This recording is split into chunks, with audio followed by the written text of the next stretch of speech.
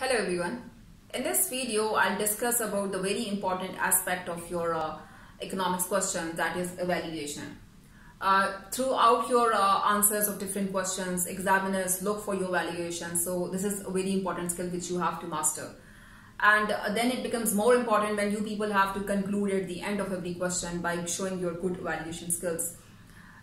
So what you people have to do that sometimes if there are any questions related to appreciation or depreciations in the paper, so sometimes it's very difficult to say or conclude something with certainty that this is going to happen and this is not going to happen.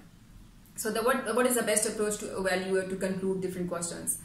Sometimes if you take this approach of short run and long run, and you can talk about this so that examiners can see this, that you have an idea that this is not going to maybe happen in the short run and this is not going to happen in the long run, so this would be a good approach.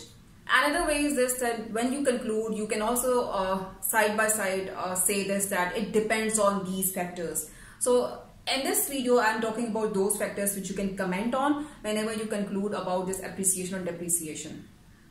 First of all, in this concept of appreciation and depreciation of exchange rate, we assume that the elasticity of demand, price elasticity of demand for imports and exports would be inelastic in the short run and it would be elastic in the long run. If we just question this assumption that maybe it would stay the same in the long run, it would stay the same inelastic, then the situation would be different for the country. Then we cannot assume that because of this appreciation or depreciation, things would improve or things would deteriorate for the country.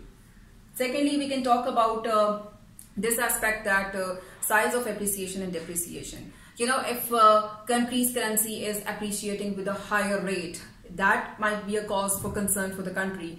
But if it is with the minor changes in the exchange rate, that's completely fine, because then this fluctuation might be in favor of you and sometimes it might not be in favor of you, and country can improve that automatically from this situation if the size of this appreciation is lower as compared to the bigger size of this. Thirdly, we can talk about the government policies. Now, if we assume that this component of aggregate demand, when it decreases, it means that aggregate demand decreases. So what if government would adopt some policies to increase aggregate demand, which means expansionary monetary policy or expansionary fiscal policy, so that might offset this effect on the aggregate demand. So we can talk about this possibility.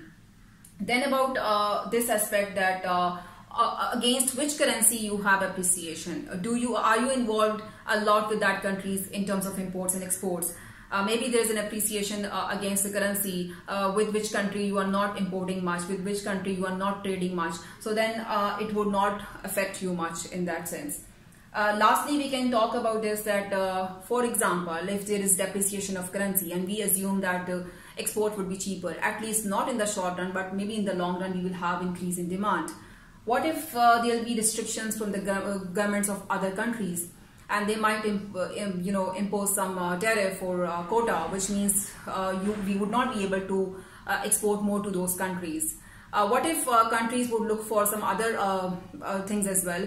For example, they might not see cheaper prices, they might see the design of your exports, they might see the innovations in your export, they might see the quality of your exports.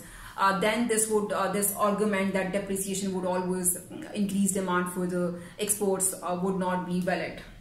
So these are different points which you can talk about whenever you conclude about appreciation and depreciation. Is it always beneficial for the country?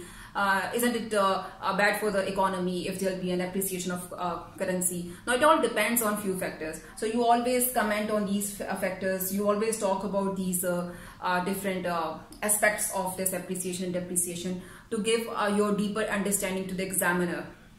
Thank you for watching this video. Happy learning.